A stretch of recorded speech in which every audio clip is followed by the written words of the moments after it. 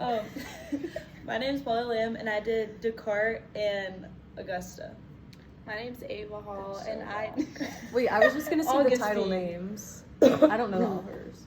I don't know the authors. I was just going to say the title, I only know the Do we need the authors? Oh, shoot, what did I do? No, I don't think so. I do not know the authors. Okay, just say the titles. Just say the title. Yeah, I just don't know it. My name's Paula Lamb, and I did Augustine and Descartes. My name's Ava Hall. I did Trying Out One's New Sword, and then Aristotle's Book of Ethics. My name's Lauren Lanner, and I did Philosophy and the Meaning of Life and Plato's Republic, Book 7. My name's Peyton Hollis, and I did Susan Wolf and Roderick Chisholm. My name is Bella Novak, and I did The Library of Babel and Trying Out One's New Sword. My name's Elise Culbertson, and I did The Allegory of the Cave and Queen versus Dudley and Stevens. My name's Kira Spellman, and I read Trying Out One's New Sword and Meaning of Life. And Mary Midgley kind of introduces the moral isolationism, which is the idea of not judging something outside of a culture's moral practices. So essentially, if you're not in that culture, then you cannot judge what they do. And in that story, Midgley uses the sword as the example, and I like the example because it shows the problems that moral isolationism can cause. And she basically was saying that when you use moral isolationism, you can't learn or reflect or even praise your own culture as well as others, because if you don't go outside of your own comfort zone or your box, and how are you going to be able to excel in what you believe in? And I know some of y'all read that, but for me personally, I believed in what Mary Midgley said, because I think that moral isolationism could be an example or an excuse of just moral laziness. I think it's important to go outside of your comfort zone and not be so closed-minded. I think, in my opinion, something that was really special to me, an example I made up in my head, was when two people are like debating whether it's like politics or something they don't agree about. I think it's special when they're able to understand each other's point of views respectfully without disrespectfully judging. I feel like people think that moral isolationism could be seen as respectful just because you're not judging, but just because you're judging something doesn't mean it has to be disrespectful.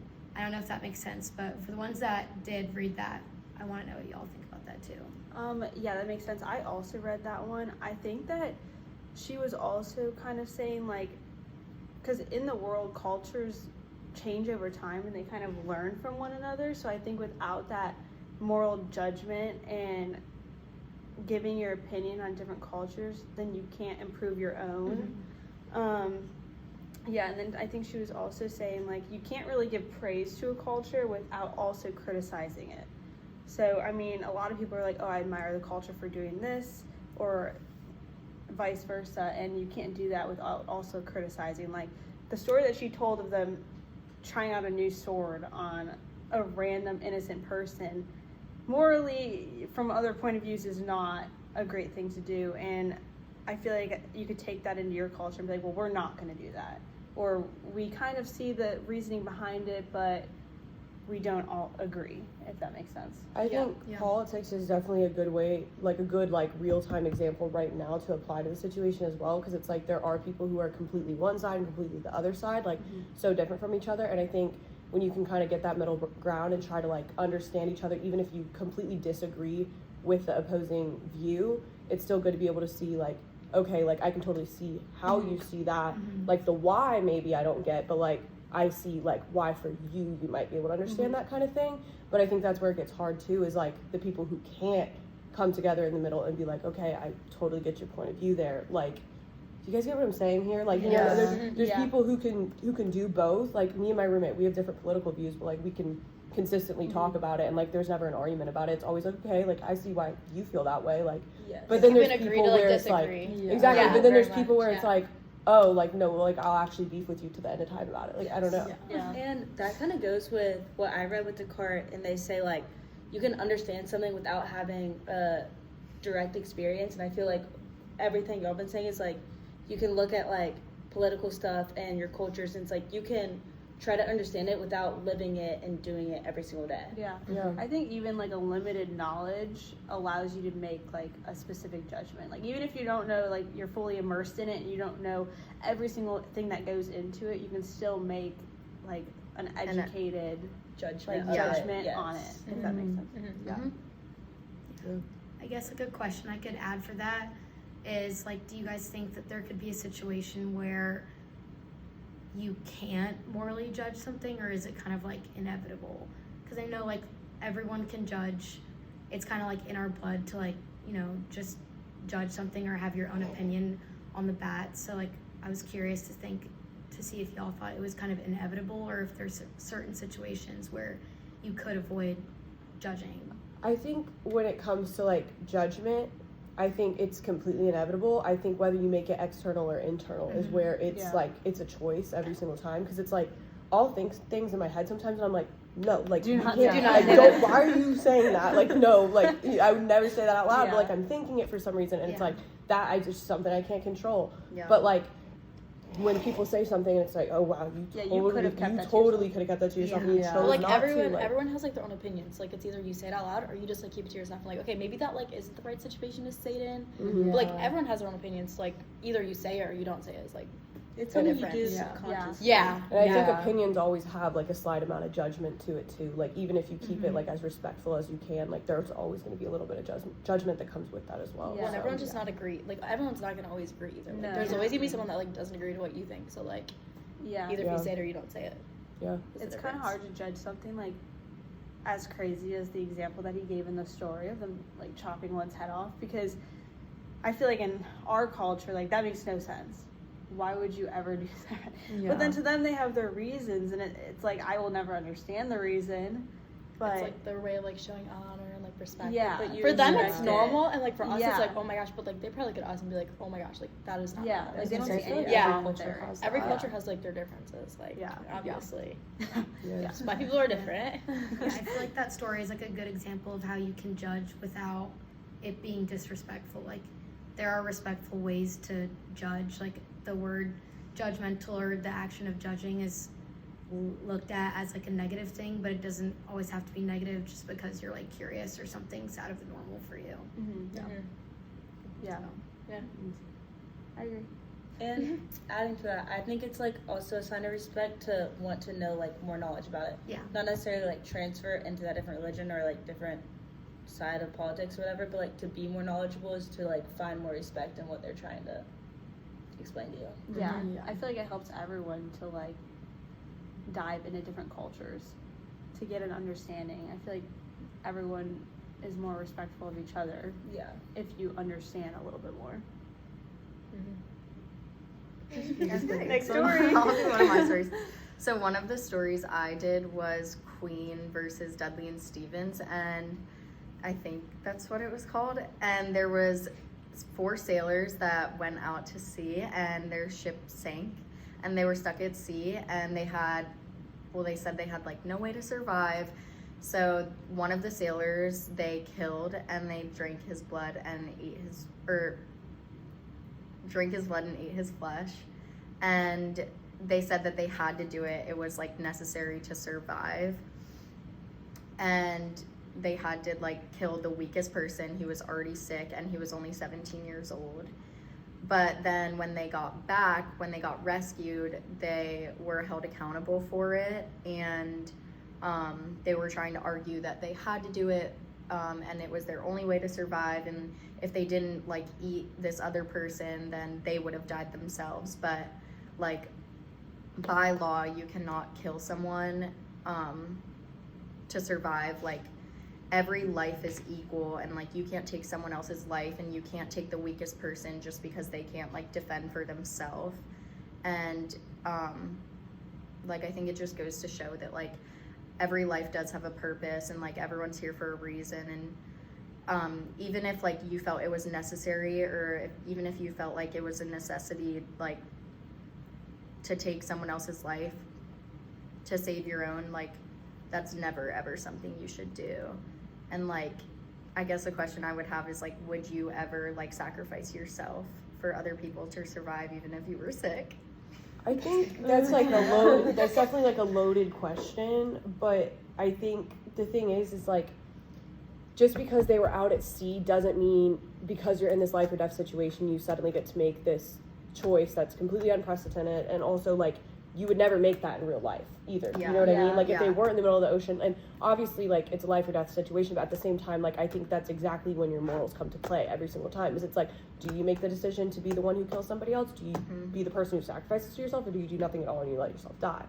And I think like for me personally, I'd just be like, okay, like this is the end. Like, Yeah. it's just gonna be a waiting game now. Like, I'm not Yeah, I killing think so, somebody too. else just because I think like I deserve life. I don't think that would over ever be like a somebody thought else. that Like, would come to my mind. Like, also, Exactly. imagine how you'd feel if, like, if you found out that, like, someone else was, like, they were off on the side, like, saying something about you, to be like, oh, like, That'd be so we're gonna scary. kill them next. Like, Yeah. imagine how that Yeah. feels. Uh-huh. Yeah. Imagine, like, not having a say in just, I- like, one, like, you know what I mean? Yeah. Like, I can't imagine being like that. Yeah. I feel like it's. Oh, sorry. Oh no, Yeah. you're good. I was just gonna say, I feel like there's a very big difference from sacrificing yourself and making like being the Like, sacrifice. having a choice versus like, not having the unwillingly. choice. Yeah. Yeah. So like, if I was to sacrifice myself, like then maybe I would do it. But if they chose me to be the sacrifice, I'd absolutely say no. Yeah, if you Like, got I'm not nominated. risking my life for that. Yeah, I feel like it's hard because obviously we say like we would never do that. But I mean, how long were they lost at sea? Do you remember? It was like 20 days. like if it was 20 days in and you start going delusional because you don't have food. You know, you never know really what was at play because we all want to be good people who would obviously say, yeah, I'm not going to kill somebody and eat them. But I think 20 days in, it would be questionable if you would, because without food and water, yeah, you are like Well, completely delusional at and- that point. I feel like it's like situational wise where it's like, okay, does this person have like a family they're trying to make it back home, or like this one literally Yeah. like have no one and like everyone they know have ever died. Yeah. So I feel like that's where it's like, if I like had no one to go back to and I was gonna be lonely, like I'd be like, okay, yeah, sacrifice me. Okay, eat me. But if I have like kids, a family, like wanted to like live, then like I wouldn't sacrifice myself.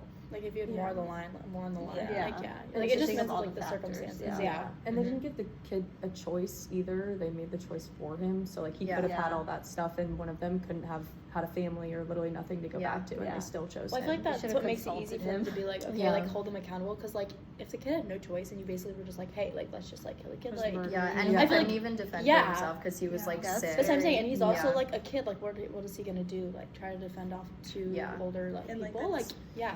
What are you supposed morally to do? wrong. I feel like 'cause it's just a kid, like Yeah. Yeah. doesn't know any better. Yeah. No, definitely. I don't know. I feel like it's such a hard question though, because like for us, it's like just a what if. That's why we're like, oh yeah, I would sacrifice myself if I didn't have anyone. But it's like, it seems like such a like fictional thing for us. But it's like Yeah, like, that would never this happen. actually did happen. Like Yeah, I have it'd no be idea really what hard would you to, actually like, think? Yeah. it'd Yeah. be really What would hard be, like, for you the to like actual accept thought? the fact that like, okay, so Like, like, you're gonna they're eat gonna me? murder me. Yeah. And I Like, just like And have I'm to be gonna okay have to with deal with it. that. Yeah, Yeah. no. So like I feel like it's such a different thing when it's like such a hopefully fictional question. Like we're like, yeah, sure, I'd do Yeah, it because yeah. it But will once it's hopefully never reality- happen. Yeah. But if it was like reality, I feel like I would just be like someone sitting back, like I'm not saying anything about anyone. I don't really want to You kill guys anyone. decide. Yeah. I don't want anyone to die.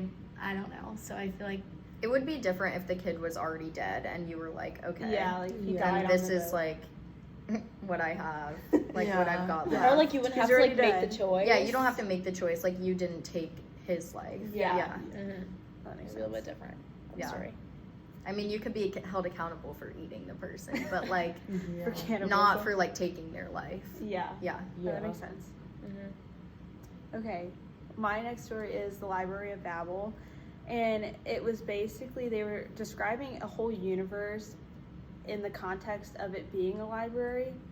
And throughout the book, the librarians like were overjoyed when they got there because they thought that they had the answers to everything, because it was a library full of texts that of everything you could think of using like the 25 symbols, and they felt joy when they got there. And then towards the end, they started to feel despair because throughout their journey in the library, they realized that even though they had all the text, they still didn't feel like they had the answers to what meaning is.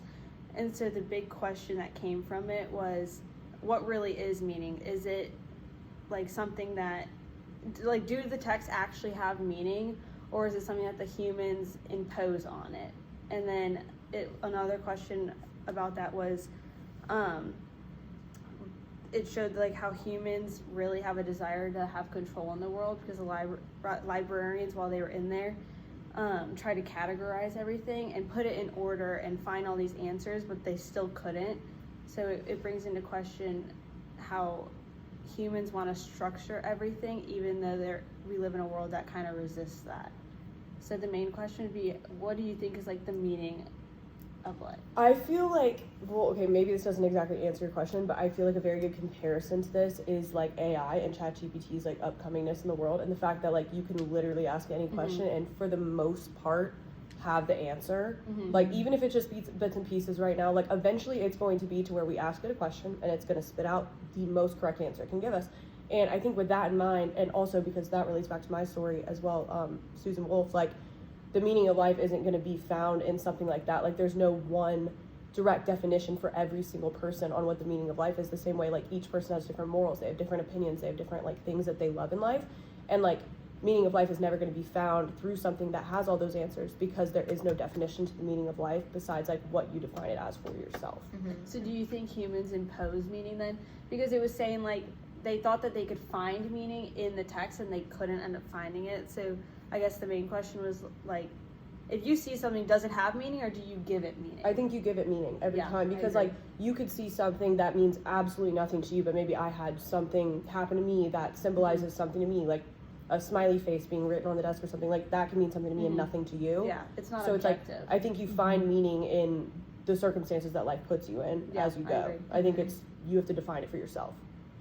I don't know. I agree. I think that's a good point. That's kind of like in how my text was to the philosophy and meaning of life. Like that's kind of all what it explains. Like everyone has their own way of defining life and like what they do for it, whether they believe in God or leave a trace, like telling others how they think the meaning of life is. Like it's very objective. There's very different ways people can like look at it, and it just depends on the person, really, I think, mainly. Yeah, I agree. I think the human, like, we impose it, we give something meaning. It isn't like your Gatorade bottle. It might have meaning to somebody, but it doesn't have any meaning to me. So I think that when they were trying to find the meaning in the text, they couldn't. They thought they would have all the answers because they had a library full of everything they could ever imagine, but they still were really struggling to find it. And I think it's because they were trying to find it on paper instead of like within themselves. And so that was one point of the text. And then the other point was they were trying to like put it in a specific order and like control the library, and they couldn't. So what do you guys think about how humans kind of try to put everything in a structure, even though you might find yourself in a world where like it resists structure, like the human desire for that? I think like with religion and everything in mind, like no matter what you believe in, I guess besides being like atheist, because I guess you wouldn't believe in any structure with that. I don't really know how that works, but like other religions, for example, like I think there's a certain structure you follow, and there's a certain point in each religion where you get to a point where it's kind of like, okay, like this isn't on me, like I'm going to put it on you. And I think that's why trying to create so much structure in the Library of Babel eventually ended up not working the same way ChatGPT is eventually going to, like it's not going to work, because it's like you can't put that much structure on that much knowledge that has no meaning to you. Like all of those things combined, like it's not going to add up into something that ever is going to work. Like, and no matter what it is, that higher power you believe in, but like that's what is in charge of the structure of it all, I guess, for most people, unless you're atheist, of course. But like I think humans imposing too much is just always a problem. Like humans doing too much never turns out well, and I think that's been proven time and time again. They just keep on going. And I think that every like life, like you can't guess what's going to happen next. So like life, I feel like can't be like structured. Like you live like your life like day by day, and like whatever happens. Like you can't just guess what happens, or you can't make something happen. It just has to like happen itself as you live your life. So like you can't really give life much structure. Like you might have things planned out for you, but it could go the complete opposite way. What's cool about structure though is like it can go into so many different categories, like how you said for religion, because it was like the first thing that popped into my head was like I feel like why humans crave structure so much and why they feel like they need like have a plan and be in control is like from the second we're born until we graduate college, for those who go, it's like you have a structure every single day of your whole entire life from the second you're born until you're like out in the real world. And I feel like just growing up, you're going to school for this many hours a day, you do these sports, you have siblings, like you see your parents, you have to do this, feed the dog, make your bed, whatever, then you go to school, and then you have to go to practice, and then you have that for the first 18 years of your life, and then you go to college, and it's like you have class this many times a day on Monday, Wednesday, Friday. Like weekends you do this, you go and visit that, but it's like once you graduate, like that structure that's been handed to you your whole life is like completely gone. So I feel like a reason of like how humans crave structure and power is because they felt like they were so in control.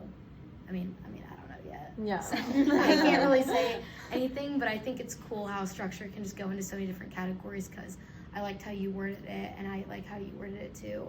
But it's just like, it is weird how much structure humans crave and how much power they crave too. And I think it's just because they had it handed to them.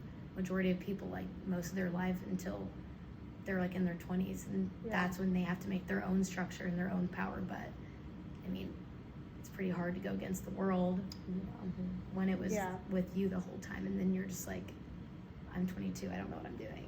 Yeah. Well, it's like when you like grow up, that's all you ever know, and then like you instantly have to like create your own thing and create your own things. Like it's just different. Like structure is way different too. So like you can do whatever you want. It's kind of just like based on like, okay, like I'll take this from here, what I learned, and like be like, okay, I want to create this instead. But like everyone's like structures are different. Like everyone grew up differently. So like everyone's idea of structure is way different. So like it's kind of going back to like the meaning of life. Like everyone has their own opinions. Everyone has their own experiences. Like how everyone grew up was way different. So like meaning of life can mean so many different things like to everyone. Yeah. I think in like the 20, like once you hit that point where you don't have structure anymore, the meaning of what you're supposed to be doing definitely downfalls a little bit, because you're just panicking, like I don't know what to do, I don't know where to go, like you don't have that structure that you've had your entire life. So it's definitely a little 20s midlife crisis a little bit. So I feel like also growing up, like you have a bunch of older people kind of asking you questions all the time about like what you're gonna do in life, like, oh, are you gonna pursue this, or are you gonna, like, if you're doing a sport, or are you gotta do better in your sport, you gotta like try harder, train harder. So I feel like the pressure that people put on you to kind of like know what you want to do in life kind of drives that crave to be like organized and in control instead of just like letting life take its course. So I think the pressures have a lot to do with that too. I agree. And kind of going off that, I feel like once you hit a certain age too, it flips to where like people are asking you for advice, like people younger than you, and then it's like, okay, now I'm supposed to know all these things I don't know, and it's like you crave that control again because you want that like structure back to your life where you knew the answers to the questions, you knew what was going on, you knew what the day-to-day and what you were doing next year. But like in reality, like no one knows, because everyone's life can change like tomorrow. Like tomorrow's not promised ever. So I feel like that's where wanting control and like religion, like we have to rely on a bigger power, because if not, like you could, I don't know. There's a lot of outside pressures, I think, that like drive that desire. I would say. I really like what y'all said about how you were like, when you get to your 20s, like your meaning of life declines. And that kind of like made me realize also what you had said about like ChatGPT never knowing the real answer because it's different for everyone. And it kind of made me realize like the meaning of life is like forever changing at every age and every stage of your life. Because like for some of us, the meaning of life when we were like 3 was like to become a pop star or something. Or then like as you get older, it could be to like be a soccer player, or like when you get older, it's like the family you've created, the job you have and stuff. So I feel like the thing with the AI was really good, because there never will be like a full definition, because it's different for everyone and it's different for every single age and like stage of life that you have.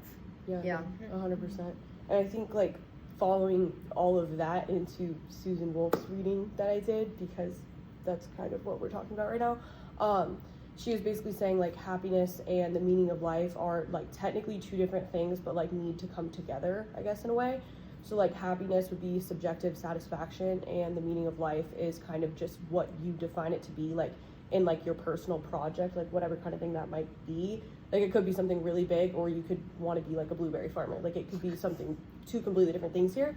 But what I was thinking about with that is like, it's really interesting how I think there's a direct correlation to people who are like way too wildly successful, like billionaires, and their happiness versus like the average American, I guess, like just average.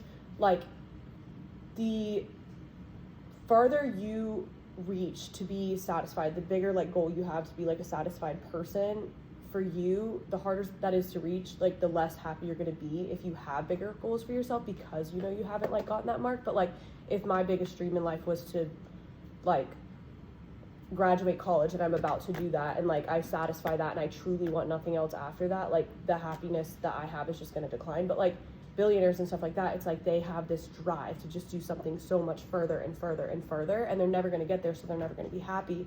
The same way their project, like their meaning of life, their project, like it's never going to be enough for them. And I don't know if that's like making sense, but like I think you have to be able to like connect happiness and the meaning of life together, but you have to do it correctly, or else you might know like what's going to make what's going to make you happy and what your meaning of life like would be.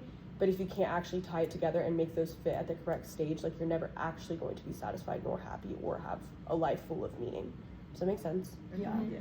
I feel like that's like with the meaning of life too, like we talked about, it varies between different people. Like billionaires, they could be super unhappy because they ruined all relationships to get where they are, and like they have all this money but nothing to do with it. But then the people who are just average people, like they're not billionaires, maybe their meaning of life and their happiness is just their family and like their kids and all of that. Like, so it very much varies between the different ones, and like I think it just kind of like, I don't know, it just depends on who the person is and what they have. So there's, like we talked about before, there's no like perfect answer for what the meaning of life is, because it doesn't just relate to one person. No, I agree. I think it's also like in like today's society to a certain extent, like I don't think people really look for their meaning of life or like what makes them happy. I think they expect it to like find them more so nowadays, if that makes sense. Like I feel like, back to the structure thing, like we've almost become so structured that outside of your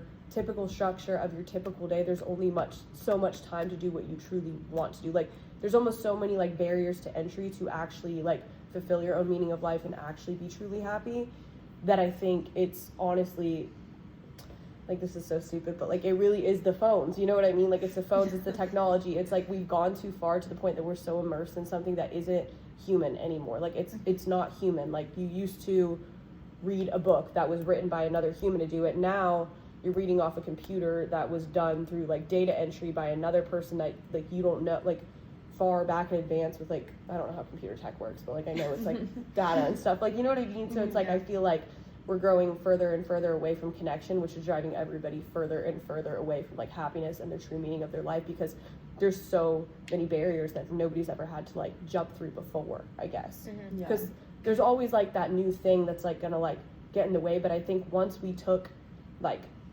humans to technology, like that was completely different than anything else was before. Like I think making a carriage back in like the 1800s or whatever was like one thing, but like that's helping you get around, you know what I mean? Like this is a phone, like I could literally scroll for like 8 hours straight and not even notice. Yeah. Without interacting with a single other human. I feel like we've like, I say this and then I go on my phone, but like we've like lost the point and like the plot of everything, because it's like with the meaning of life, it's like, do we really even have our own when we spend all day like looking at these influencers and just chasing to be like them? Everybody wants to be like TikTok famous. Everyone wants to like make money off of just looking good one day and doing their makeup. It's like, I feel like a lot of people in our society have like lost their meaning of life because they're so busy worrying about everybody else. And like how you said, like the billionaire like celebrity thing, it's like everybody wants what they can't have. So it's like we're just looking up to people that we don't know at all personally, and we feel like we do. And also like what we were listening to the other day in class, like Islip and Parks, like Kelsey Ballerini, like the song, and like that whole concept I think ties back to it just fine too, because it's like she's a celebrity, she has plenty of money, she can do what she wants, like she fulfilled her own personal meaning of life and what she wanted to do to make her happy, and she's still sitting there like, I wish I had what you had. It's your average American family.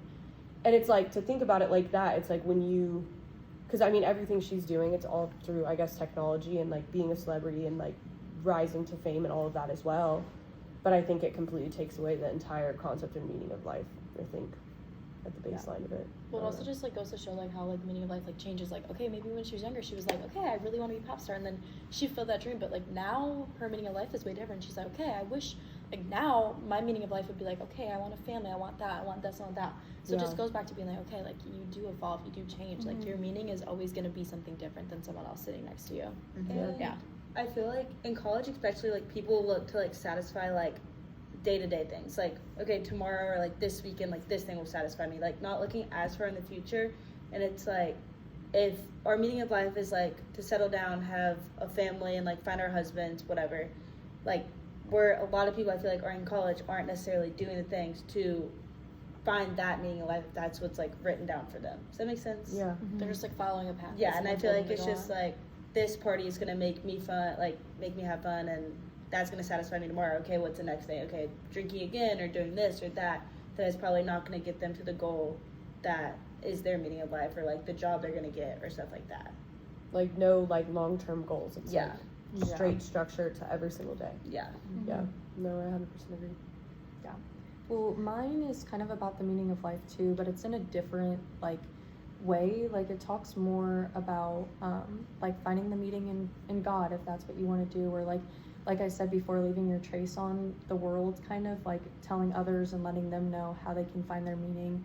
Because the whole story starts of a guy like traveling thousands of miles away to meet with this guy to figure out the meaning of life, but his answer doesn't satisfy him because no one's meaning of life is the exact same, and like what he found just wasn't enough for him. And a really good point that he writes about too in the art like reading is that death gives really big meaning to life too, and that's something that I really agree with the most, because even when you unexpect it, like either it's you that goes through a near-death experience, or like you have a family member that goes through death, their death really puts in perspective of what your life is like. And especially if it happens to you, it can happen to you and you'd be like, oh, I need to change something. Like I didn't like how my life was looking before my life almost ended, so now I need to change something and switch things up. And I think that's like the main point about it that I agree with the most, is that that's what gives you most meaning, because it really opens your eyes to what's around you and what you have. And especially if it's a family member, you realize how quickly things can just be gone, and it just puts in perspective like how much more you want to do, all this stuff you want to do. And even when people like don't try and find the meaning of life, sometimes it just comes to them in that way, unfortunately. But yeah, I think that's what, like, I don't really, like, a question I guess I could have for that is like, what does that mean to you guys? Like, do you guys think give meaning to life, or how would you interpret that? I think it gives meaning to life if you're somebody who is going through the grief process. I think if you die, I mean, it's like, Nothing we don't really left. know if we're Yeah. gonna remember that. Like, I don't, like, you know what I mean? So I think it's fair to say, like, if you died tomorrow, like, I'd be able to tell you maybe what your meaning of life would be, because I'm still here. But, like, I think meaning of life is something that's, like, on earth, human, like, in us currently. And, like, we don't know if that's going to be something that follows us outside of this earth. So I think, you know, if you went through a near-death experience, you, like, ended up surviving it or whatever, that could also give you, like, a meaning of life as well. Yeah, I think it, like I said, it just opens your eyes. Like, if something like that happens, you're like, oh, I need to hang out with my friends more. Like, they bring me happiness. Like, just realize the things that give you happiness more, and try and just enjoy more time with that, since you never really know how much you have left, I guess. Yeah, like makes you like reevaluate like your situation and what you're going through, and like try to think about like, okay, like I know I have this, like you don't really know how much time left you have left, but like you're like, okay, you need to reevaluate. Like some people, like the new year starts and everyone has like their New Year's resolutions. They're like, okay, I'm gonna do better at this. It makes you like rethink, and everyone's like, okay. So it's kind of like the same way, like when you like are going through the grieving process, like you're like, okay, I need to like appreciate my life more. I need to like think about like what I can do better, because like you never know when you're gonna die. So it's like you want to like fulfill your meaning of life. Yeah, I think when people die, it like doesn't, like you can already like think about the meaning of life, but I feel like when death happens, it almost makes you like value your life a little bit more. It makes you think like, when I die, I wanna be happy. I wanna like achieve more goals and stuff. Like I just feel like it makes you like value your life a little bit more. But I feel like the meaning of life still is like just like a question, like what is it like to you? Like it's always something that you're gonna be like wondering like till the day you die. I feel like it's something you chase after just your Yeah. entire life. Yeah. But I feel like that kind of also defeats the purpose. Like the guy in the cave or the guy that traveled all those miles to get to the guy in the cave, like he wasted so much time to try and find someone else's answer when he should have been spending it figuring out himself. Like someone else's answer is not going to satisfy him no matter what, because he didn't do those experiences. He didn't do anything. Like no one sentence can just give you the meaning of life and like have you accept that and be like, oh yeah, that's what it is. Yeah. I feel like death can kind of affects everyone differently. Like I had a family member that almost passed away, and to me I feel like it gave me like a meaning of life, like oh my god, like I almost lost somebody super important and close to me, and so it like bettered my life in the sense where I'm like, okay, well, I'm not going to make the same mistakes that this person made, and I'm going to do something like with my life that's important. But then for the person that it happened to, it kind of just like threw their life into a bunch of chaos. Yeah. And instead of giving them like a meaning of life to like do something important with their life because they might not get the chance and they had that near death experience, it kind of just like messed with them to the fact where like they don't know what they want to do, and like it happened and they're getting a second chance, but they just like they don't know where to go from there, if that makes sense. Like it kind of threw their life into a chaos instead of giving them the meaning of life.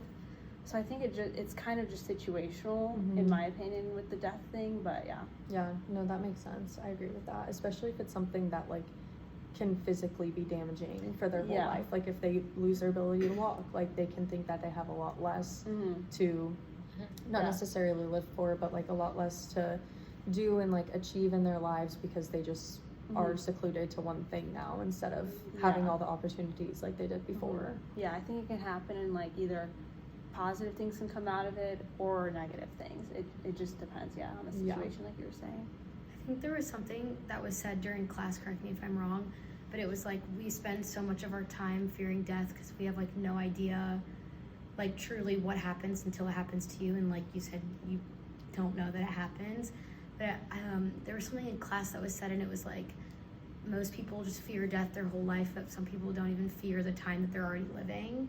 And it's like we spend all this time in our life like worrying about like, oh, hopefully we don't die with any regrets, or like I was able to do this, I like traveled, I was able to do all that, and it's like we don't even fear the time that we have. Like a lot of people take it for granted because all we're worried about is what happens after we're gone.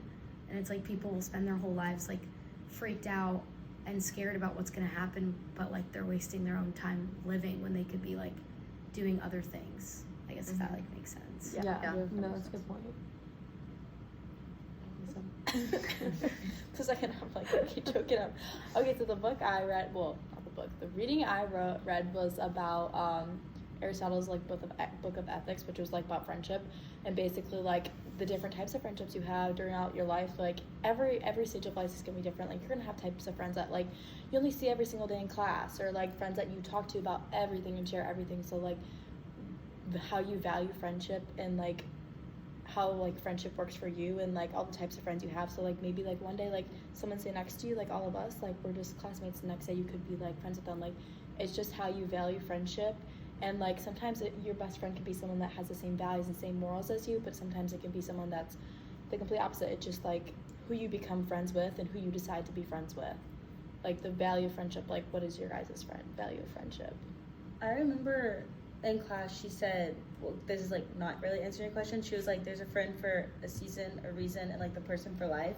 And like after she said that, I like really took into account and like thought about who my friends in my life, like growing up and whatever, like which category they really fit into, which I've never really thought that deeply into it, like that everyone does have a purpose in your life and those, they fall into categories kind of like that. But answer your question, like my value for friendship is, I think just people that are like there for you, match your values, and like, I don't know, like your ride or die people you can count on and you can talk to about like anything, and just like your people. I don't really know how to explain it. Yeah, no, Well, I like, agree. oh, no, you go ahead. No, okay. But no, I agree with that. And like, especially with friendships, like there's different, like you're always gonna have different friendships throughout your life. Like even when you don't mean to, like maybe there's just a friendship that you really enjoyed, but you guys just lost touch and you distanced yourself. And like, that's no one's fault, but there's also friendships where like you guys fall out and all of that. But I think it's just like, it depends on the phase of your life, but having friends that are with you by your side are super important no matter what. And like, even if you have like a fallout or an argument or something, like the friends that always just keep coming back and you guys better each other, I think that's another important one, is to always better each other, because like if you guys just stay the same and you don't grow, like you're never going to grow into better people. So having someone that encourages you to do that is important to have as well in a friend. I agree. I feel like it's really just finding the people that like love you for you, because I mean, I have friends that you, like you were saying, that have different views on certain things, and then I also have friends that we think the exact same, like we have the same views, same opinions, but no matter our like differences in those opinions, like I love them for who they are, and like vice versa.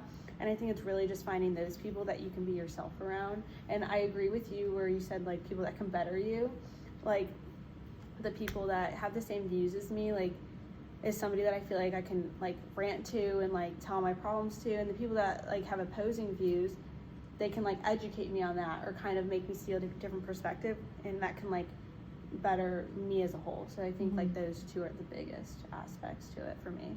Well, I think like value, like friendship, that you really value people that like, okay, are 100% by your side no matter what. Like you have a different value no matter what. Like say you are different than them, like they will support you no matter what, even if you guys don't feel the same about something. But someone that's always there for you, someone that like does not care what you think, will always be there for you, and someone that like wants to see you grow, wants to see you achieve things, is like a good part of friendship that like, Yeah.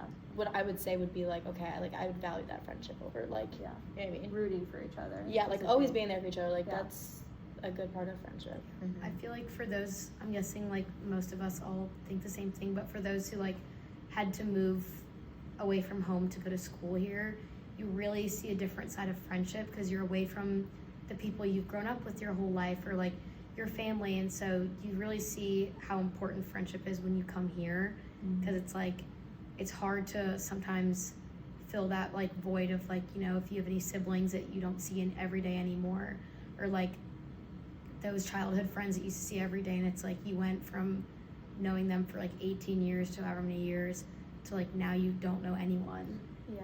And It's kind of like accepting people's differences too. Because Yeah. like people from New York, like I have nothing in common with them, and because I'm from Illinois, so it's like bringing all the different like states and like cultures together, like brings the different side of friendship that like you didn't have in your hometown. Because in your hometown, I mean, you're different than people in your hometown, but you all grew up the same way, like in the same places. So I feel like it's Yeah. different, like you were saying. Yeah, but like to answer your question, I feel like friendship should almost feel like your like second family.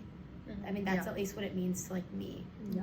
Well, even friendship varies, like when you're saying something about like your hometown friends versus here, like I feel like I've only been here for a few months, but like the way like I value friendship now is way different because like I've had to do like the long, like them being so far away, not seeing them, like having to communicate more, having to be there for each other, and just genuinely like making time for them versus like, okay, I can just go drive to their house. Like it's way different. Like the way I value my friendship with my friends from back home is different than how I see my friendship with people here, because it's like you see everyone every single day and you say hi, and like you just have to go like the extra mile with your friends back home, and it's just the way you see friendship is a little bit different. Yeah, for sure. See those people every single day. Yeah. Or like if you guys had classes together, I mean, we were in school for like 8 hours a day, and like if you did And for like how many sports- years too? Yeah. So it's like I feel like after going to college, you realize how much effort you have to like really put into it. put in. And I feel like it's a really big testament to the friendship you had, I'm Well, sure. then also if like that person really Yeah. reciprocates how you feel too, so it's like you really see what kind of friendship you guys really had, because like if you're putting in the effort and they're not, like then you really can tell. You're like, oh, if was they this were friends. one-sided the whole time we Yeah. were friends? Yeah. And then like there's some people you just don't hear from at all. So like Yeah. it is the experience after like going to college with the friendships. I feel like it is like the value of friendship varies from like whatever stage of life you're in for sure. Yeah, for sure. And I feel like your college friends, like, you have to like find good ones, because I feel like, especially like most of us probably moved away from home like you have your hometown friends, and you have, if something goes wrong though, you have your parents. Like here, it's like you can't just go home and like see them. It's Yeah. like, oh, I'm going back to my roommates, or I'm going to my best friends to talk to them. Like they're the people that have to be there for me. So I feel like finding friends in college is like that you get a lot closer with them, because like they're the people you have to go to about things. And I feel like that's important when finding people away from home. For sure. I agree. I also feel like to me, I really value like being happy for other people. Like I feel like a lot of like my best friends are the people that are happy for me, and like I know it's hard because like we're all girls. Like I know we all get jealous sometimes, and like I feel like when I was in high school, like that was like something that like truly always happened, like jealousy. But I feel like your true friends are the people that'll like always be happy for you, and like you always want to be happy for someone. Like even if like say your friend wanted to go do this and you wanted to go do that, like sometimes you have to take a step back, like just so that they can be happy. And like I feel like that's like a true friend, like just seeing someone else be happy and like them being happy for you too, no matter what.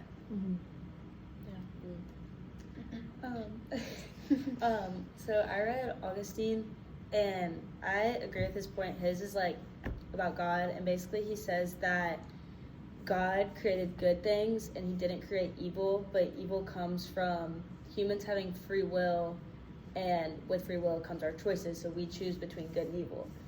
And with that, also kind of going with the meaning of life, he also mentions like we have a final cause, and that's like our purpose of life and like our reason for existing, which is also like my personal religion. It comes from like God created us all, like all of us to have a purpose in life. Like everyone has a different purpose for being here, and we all have a reason, like that's why we're all living. So like I guess my question is, do you believe that God only created good and not evil, and we have the choice between good and evil? I think we have the choice every single time, because I mean, like, if you're following Christianity, I feel like it's like from the beginning it's kind of been like a, like, or not even that, honestly, like as a whole in the concept of good and evil, it's like, why would you ever create good just to create evil, if that makes sense? Like that's the complete opposite of it. It just completely takes away all the value of good, and it shouldn't. But I think that's almost why it has to be something that's like, evil is like a man-made thing, if that makes sense, because it's like anybody who could create good would never want evil to exist. Right. Yeah. Yeah, I agree. I feel like in that, like, God created goodness, and I mean, he's not like holding us captive under him. He gives us the choice to choose if we want to follow him and do good, or he gives us the choice to immerse ourselves in the evil of the world. So I don't think he created evil. I think he just created good, and he obviously wants us to follow him and choose the good side, but he's not forcing us, I guess, if that And makes I think sense. that's where we have to like choose faith Mhm. and trusting him with all of it. Yeah, I agree. Yeah, I agree. Like that though, because I feel like a lot of people, when something bad happens to them, like when we're talking about death, I feel like sometimes people experience this like religious like faith fog after something happens. Like if a family member passes away and it's like why would, you know, God let this happen? Like they were such a good person, whatever. And I like how you said like when things like that happen, you can't just be negative. Like you have to like let faith like drive you, essentially. Yeah. I know we've been talking about the meaning of life a lot, but my second reading was The Meaning of Life by Robert, I think it was Nozick, but he was basically saying that the meaning of life for him is connecting yourself to something beyond yourself, essentially something that holds independent value, and not just something that you find personally satisfying. He distinguishes the difference between like a personal life and a meaningful life, and he says that meaningful life is going through with things like knowledge, relationships, you know, wanting to improve the world, all things that are like objectively valuable. So essentially he was saying that the meaning of life is something that's not personally satisfying, but something that is objectively valuable. And for me personally, I have a hard time, you know, 100% agreeing with that. I think it's like, it can be really 50-50. And I think our conversations about the meaning of life really helped me decide on how I feel about it. I think for people who like to live a more independent, personal, and private life can find happiness in the small things of every day, and they don't need something that holds independent value, like being in a relationship, to have a meaning in life. A lot of people are happy being independent and living their life and finding the small things every day. So a question which we basically have talked about was, would you like prefer the personal life or a meaningful life in his eyes? And if something's meaningful to you, but just you, like, does that still count as meaningful? I think yeah. Yeah. Because I think the thing with everything we've already gone over Yeah. sometimes, but like the meaning of life is its meaning to you. Yeah. I think that's the only way it's we can personal. like that's the only way you can chalk it up to is like it's up to you. Yeah, I Like, don't it really think it's is. objective. That's at why I all. think when people go looking for it, it's like you're not gonna find anything. Yeah. Yeah, Because it's it within has to be you. something Whatever you want. believe, Like yeah. And to connect like death and meaning of life to it, like let's say y'all don't find like meaning in life in anything, but like I find meaning in life in like going on a boat ride because I used to do that with my grandpa. So like I give meaning of life more to me being on the boat because I feel closer to my grandpa in that way.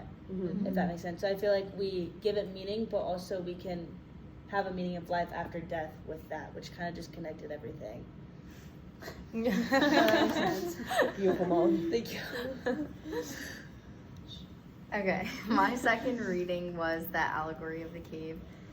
And there was a bunch of prisoners that were just facing a wall, and there was light like behind the wall, and they could see shadows whenever like guards would walk by with puppets.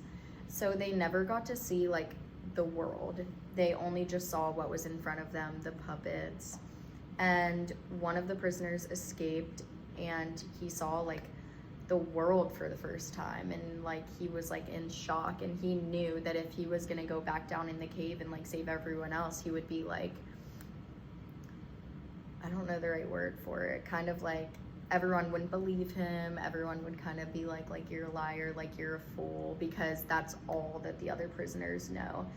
And I feel like this goes back to like a lot of times people like in the real world believe like the surface level of things, like they only believe like the first thing they hear, but like you have to like look into like reality. Like people post things on social media, but they just post like what you want to hear or half the story or like something completely false, and it's like you have to look into everything in reality. Like you need to like understand the real truth. A question. I need to think of a question. Well, if you want me to add to what you were saying, I think just about anything besides like literally the smallest, like dumbest things ever, like just about anything can be looked into a lot deeper, and I think you can always find a lot deeper meaning in like people's words, for example, or what you see on the internet. Like there's always a bigger meaning behind everything, even if it doesn't resonate with you enough for it to actually process in your head. Like I could see something that could actually mean so much to somebody and like have like so many different layers of reasons that they're putting it on the internet or, you know, advertising for something or whatever. And like it's not even a click for me because I don't care. Mm-hmm. But at the same time, there's like 8 different layers of something else in there that like if you did look at, you could find. If that makes sense. Yeah. But that kind of goes back to the whole like samurai like trying out one sword kind of thing. Like if you look deeper, you'd realize there's more meaning, and like their meaning of like why they do it is different than us. So like if you look further and deeper into it, you'll see that like their meaning is different than ours. And like obviously like you see it and you're like, okay, like I want to judge, but you don't judge, and you're like, but for them it's normal. So like their meaning is different. So like when you look back at like the whole like example of like the samurai and stuff, like their meaning is different than ours. And that's the difference between like experiences and like what we all have chosen to like put our meaning of life behind. Yeah. I like how you connected that, because I was thinking like the same exact thing. Yeah. Because for my example in my head, it was like, how, without him going outside, like how would he have like succeeded? And it's like if you don't go out of your comfort zone, if you don't go out of that box, like you're just stuck in your own head, and you're not gonna really be able to excel or learn or anything. So I like that you connected that. Okay, my second story, we kind of already went over it, but it was the trying out one's new sword. And I'll just like say my main points again about the moral isolationism and how you can't, like, it's saying that you can't judge other cultures without being in them, or you can't fully understand them without participating in the culture. And I don't agree with that, and neither did the author of the text. I think that it's important to make certain moral judgments on cultures, because you kind of learn from other cultures by doing that. And like I said before, like, the cultures change over time. They'll take things from other cultures and integrate it into theirs, or do the exact opposite. And so I think it's important to do that. And I think even with, you don't have to have like all the knowledge in the world about the culture, but even with just limited knowledge, you have enough to make a moral judgment. And I think that moral judgment is possible and it's necessary, which I think was also the point that Mary Midgley was trying to get across. So, but we already talked about that one. Yeah, no, I agree. I'm with you We already again. talked about that one. Well, then I guess I'll do mine. I did Roderick Chisholm. It's Human Freedom in the Self. And basically his entire point and like thesis, I guess, was that the difference between like an event that was caused by another event or a person who's caused an event, so like agent causation. And I think something that's like interesting to like kind of integrate with that concept is like if God or the higher power that you believe in created good, but evil's created by humans. So if evil's created by humans, but then people can affect certain events, like how evil can be the cause for certain things, like there's so many different things going on like politically right now and like worldwide, like nationally, whatever. And I think it's really interesting to think about the fact that like a lot of these events that are causing so much like terror and horror and problems in the world, like they truly are the rooted cause of evil, even if that sounds so like dramatic to say, or maybe even obvious to say, I guess. Like it really does come down to like bad people, I guess, being in a position of power when they shouldn't be. And I don't know, I just think it's really interesting to think about like how the effect of one evil person on like multiple other evil people who affect other ones can cause like these giant problems that come for us on like an earth that we were put on with the original intention of being good, if that makes sense. Yeah. Like I think that's kind of a weird way to wrap it all around, but like I find it really weird. Like it's like, what do you mean? Like I'm here, I'm trying to be good, like everybody around me is trying to be good, or I hope they are rather. And it's like, how come one person can come in and influence other people who have like this small amount of like evil in their mind, and they can create all of these big events that cause all of this mass terror, and now it's like us people who want to be like good, now we have to like clean it up and stuff. Like it's very unfair, and life's unfair, but it's just like, I just think it's a crazy concept. And I think Chisholm really touched on that in a very good way, because like religiously, depending on what you believe, like I think there's the beginning and there's the end, but like we kind of are the people who have to create the middle. Mm-hmm. And if you choose to be the evil person who makes it really difficult for everybody else, it's like, oh, the end is just gonna keep coming quicker than it was supposed to. Like, Yeah. I don't know. Yeah, I agree with that. Yeah. Well, and like, if you think about like, I mean, there's many examples of things that have happened in the last like year or so, but I think it's just like one person can cause so many other people harm, and then let's say they hurt people that were good, but they can take revenge and it puts evil in their head. Mm-hmm. I Yeah. guess that can go with what you're kind of saying. Yeah. But I think just that like one person doing one wrong can affect a lot of different people. Mm-hmm. I think it's just very unfair to people too. Like a lot of, like you talked about, all of these evil people that are doing all these things, like everyone that's good, or like they all have to pick up the pieces. You have something that they didn't cause. Yeah. So I feel like that's a good point too. Yeah. Yeah, I agree. And it's funny though, because like we all like, you know, we talk about it and everything, and it's like, but it like always happens, and like history just always repeats itself. I mean, we've seen it before, we've seen it then, we'll see it now, we'll see it in the future. again. Like it's just like, It's inevitable. yeah, that's the thing. But it's like everyone's aware of it too, Yeah. which is like the crazier thing, because it's like everyone was aware of it however many years ago, and then everyone will be aware of it in 30 years, but it's like somehow it just keeps on happening. Yeah. Snowballing. Yeah. Yeah.